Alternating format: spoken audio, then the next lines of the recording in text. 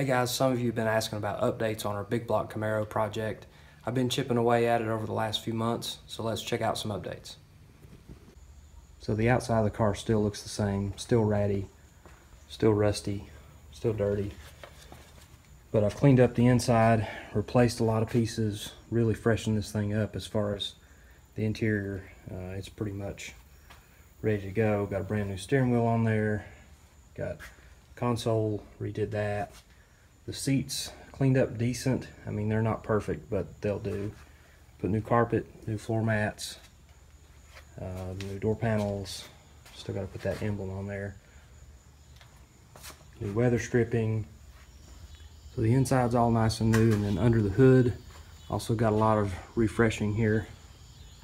So it's pretty amazing what you can do with some Chevrolet orange paint. Some $25 valve covers, cheap air filter. Just kind of give it the factory big block look. Then I put a Concept 1 serpentine system on it.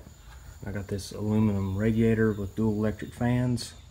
Got that in there, new hoses, new headers, new exhaust underneath. You can't see that.